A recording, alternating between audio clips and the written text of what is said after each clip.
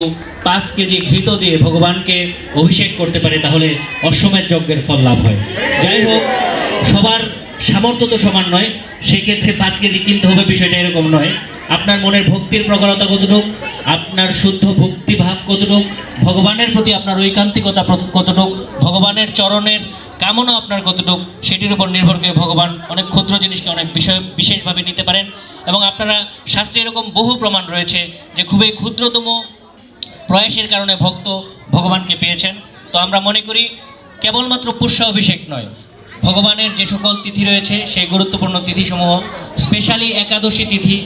আমরা হিন্দু সমাজের একটা স্পেশাল সমস্যা রয়েছে, সেটা হচ্ছে আসলে আমি নিজেও সেই ব্যাধিতে আক্রান্ত ছিলাম। ছোটবেলায় আমি যখন দুর্গা পূজা হতো আমি ভাবতাম মা দুর্গা ভগবান, যখন কালী পুজো হতো তখন ভাবতাম কালী ভগবান, লোকনাথ পূজা হলে ভাবতাম লোকনাথ ভগবান। এটা আমার আসলে দোষ না, তখন আমাদের আসলে সমাজ ব্যবস্থায় প্রকৃত ভগবানকে সেটা চেনানো অনেকটাই কঠিন।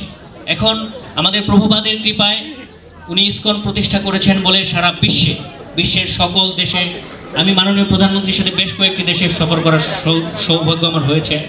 এবং প্রত্যেক জায়গায় আমি যতটুকু চেষ্টা করি, আমি কিছুটা যতটা রাজনৈতিক জায়গাগুলো দেখতে চাই, কোথাও গেলে আমি মন্দিরও দেখতে চাই, একটু বাজারটাও ঘুরে দেখি, এটা আমার একটা অভ্যাস। তো আমি লন্ডনেও গিয়েছিলাম মাননীয় প্রধানমন্ত্রীর সাথে, সেখানেও আমি ইসকন মন্দির দেখে এসেছি। সেখানেও ভগবানের কত সুন্দর কীর্তন হচ্ছে এবং অভিষেক করে ওনারা সকল কিছুই মানেন এবং কত সুন্দর করে ওনারা তিলক করেন।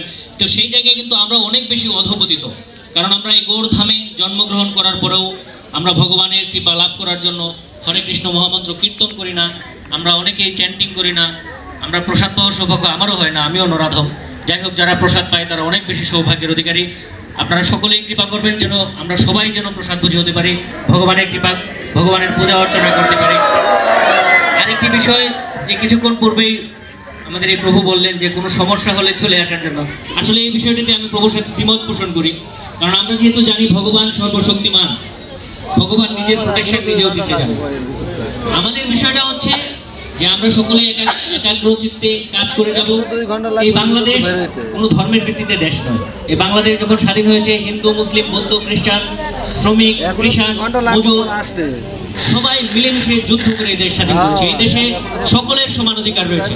এটি আমার কথা নয়, এটি বঙ্গবন্ধু কন্যা এই বাংলাদেশের সর্বশ্রেষ্ঠ প্রধানমন্ত্রী, সারা বিশ্ব নেত্রী জননেত্রী শেখ হাসিনার কথা।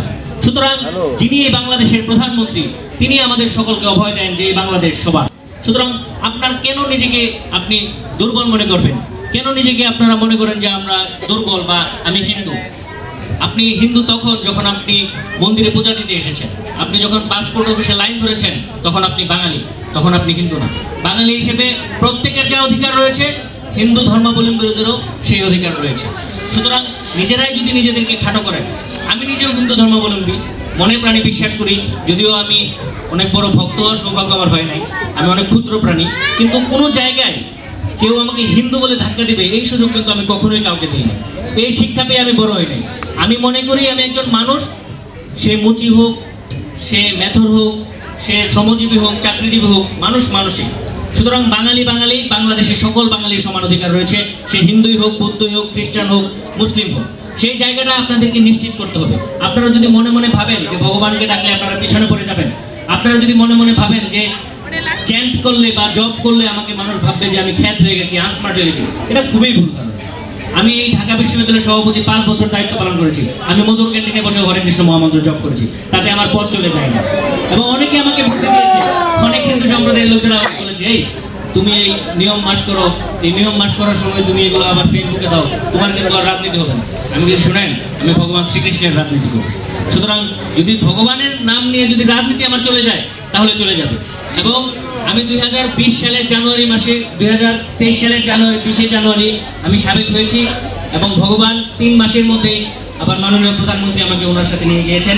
আমি বাংলাদেশ ছাত্রলীগের ক্যান্ডিডেট ছিলাম। যাই হোক, হয়তো আমার অযোগ্যতা অথবা ভগবান চাই নাই বলে আমি ওই জায়গায় যাই নাই, কিন্তু তার চেয়ে ভালো জায়গায় ভগবান এবং মাননীয় প্রধানমন্ত্রী আমার নেত্রী, তিনি আমাকে নিয়ে গিয়েছেন। এবং আপনাদের সকলকে ধন্যবাদ জানাই যে এই দ্বাদশ জাতীয় সংসদ নির্বাচনে আমরা দেখেছি তথাকথিত সবাই বাঙালি দাবি করতে পারে, কিন্তু ভোট দেওয়ার সময়, আওয়ামী লীগকে রক্ষা করার সময় এই সনাতন ধর্মাবলম্বীরা যেভাবে এগিয়ে আসে, আর কোনো সম্প্রদায়ের লোকজন এভাবে এগিয়ে আসে না। আমি নিজে, আমার সংসদীয় এলাকা হচ্ছে ময়মনসিংহের গৌরীপুর উপজেলা। আমি সেখানেও নির্বাচনে ছিলাম। আমি ঘুরে ঘুরে দেখেছি যে 8টার দিকে লাইনে প্রায় 80% লোক হচ্ছে আমাদের সম্প্রদায়ের লোকজন, হিন্দু ধর্মাবলম্বী যে বাঙালিরা রয়েছে, তারাই ভোট দিতে সবার আগে যায় এবং তারাই ভোটাধিকার প্রয়োগ করে এবং তারাই মাননীয় প্রধানমন্ত্রী জননেত্রী শেখ হাসিনার ফ্যান গার্ড হিসেবে কাজ করে। সুতরাং আপনাদের ভয় পাওয়ার কিছু নাই। আমি মনে করি মাননীয় প্রধানমন্ত্রী জননেত্রী শেখ হাসিনা একজন 100% অসাম্প্রদায়িক মানুষ এবং তিনি সকল জাতি ধর্মের মানুষের জন্য কাজ করেন। আপনারা হয়তো অনেকেই জানেন না, হিন্দু কল্যাণ ট্রাস্টের মাধ্যমে মাননীয় প্রধানমন্ত্রী সারা বাংলাদেশে হাজার হাজার কোটি টাকা মন্দিরগুলোতে বরাদ্দ দিয়েছে এবং মুসলিম সম্প্রদায়ের লোকজন যেভাবে সরকারি খরচে হজ করে, উমরা করে, ঠিক একইভাবে কিন্তু হিন্দু কল্যাণ ট্রাস্টের মাধ্যমে আমাদেরও সরকারিভাবে তীর্থ ভ্রমণের ব্যবস্থা রয়েছে। এটা হয়তো আমরা অনেকে জানি না। এবং মাননীয় প্রধানমন্ত্রী সকল ধর্মের প্রতি অনুরক্ত, সকল ধর্মকে উনি সম্মান করেন। ওনার বাবা আমাদের যে জাতির পিতা ছিলেন, তিনি বাংলাদেশের জন্য যে ত্যাগ স্বীকার করে গিয়েছেন এবং যে অসাম্প্রদায়িকতার শিক্ষা তিনি তার সন্তানদের দিয়ে গিয়েছেন, আমি মনে করি তাদের নেতৃত্বে এই বাংলাদেশ অনেক অনেক এগিয়ে যাবে এবং অদূর ভবিষ্যতে এই হিন্দু, মুসলিম, বৌদ্ধ, খ্রিস্টান এই ধরনের যে বিভেদ, এগুলো ঘুচে যাবে। একটা সময় আমাদের হিন্দু সম্প্রদায়ের মানে মেথর সম্প্রদায় বা মুচি সম্প্রদায়, তারা কিন্তু ভগবানের নাম নিতে পারতো না, মন্দিরে উঠতে পারতো না। এখনো অনেক এলাকায় মন্দিরে যদি কোনো মেথর আসে তাহলে কিন্তু আপনারা উঠে যাবেন, আমি যতদূর জানি আর কি। তাহলে আপনাদের কারোরই হয়তো কৃষ্ণ ভক্তি হবে না, কারণ ভগবান শ্রীকৃষ্ণের সকল সৃষ্টি তো সমান। তো একজন মেথর হলেই সে কৃষ্ণ নাম নিতে পারবে না বা আপনার ছেলের সাথে সে স্কুলে পড়তে পারবে না, এটা খুবই খারাপ জিনিস।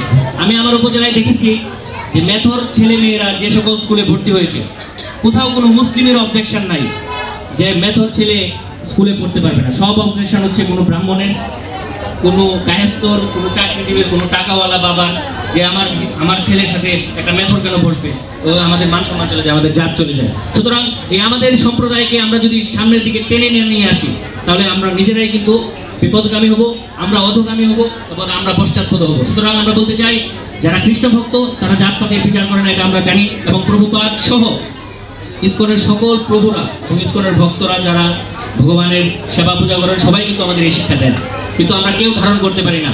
শ্রীমদ্ ভগবত গীতা আমরা সবাই পড়ি, প্রত্যেক মানুষের প্রত্যেক ধর্মের যে ধর্মীয় গ্রন্থ রয়েছে সেটা হয়তো পড়ে, কিন্তু আমাদের হিন্দু সম্প্রদায়ের অনেক লোকজন শ্রীমদ্ ভগবত গীতা দেখেও নাই। ঢাকা শহরে অধিকাংশ লোক, প্রায় 70% বলে আমাদের জায়গা কম, আমরা কোথায় রাখবো, কোথায় পূজা দিব, পূজা দিলে অমুকে এটা কয়, অমুকে তো ওইটা কয়, এই ধরনের আর কি কথাবার্তা। কিন্তু আমার কথা হচ্ছে, ভগবানের পূজা দেওয়ার কারণে যদি কেউ আপনাকে খারাপ বলে, সেটা আপনার মেনে নিতে হবে, মেনে নিয়েও সেটা আপনাকে করতে হবে এবং সেটা করলে কখনো পিছু হবেন না। এবং আমি ব্যক্তিগতভাবে আমার নিজের দৃষ্টান্তটাই আমি দিতে চাই। আমি কিন্তু খুবই দরিদ্র ঘরের সন্তান। আমার বাবা আমাকে চা বিক্রি করে পড়াশোনা করিয়েছে। শুধু আমাকে না, আমরা দুই ভাই ঢাকা বিশ্ববিদ্যালয়ে পড়েছি। আমার বড় ভাই পারমাণবিক বিদ্যুৎ কেন্দ্রে ইঞ্জিনিয়ার হিসেবে কর্মরত আছেন, আর আমি এখানে রয়েছি।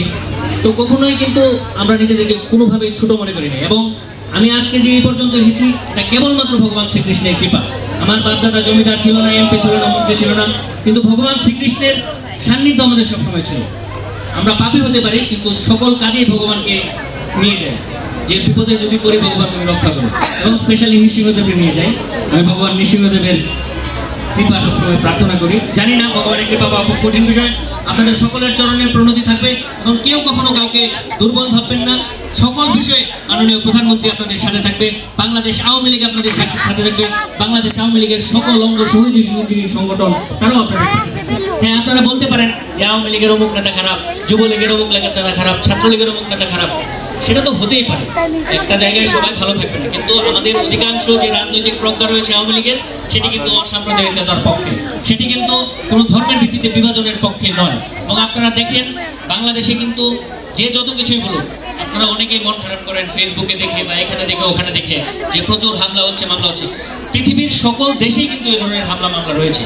এবং আপনারা মনে করেন কোনো হিন্দু লোক আক্রান্ত হলেই সে ভাবে আমি হিন্দু এই কারণে আক্রান্ত হয়েছি। আসলে বিষয়টি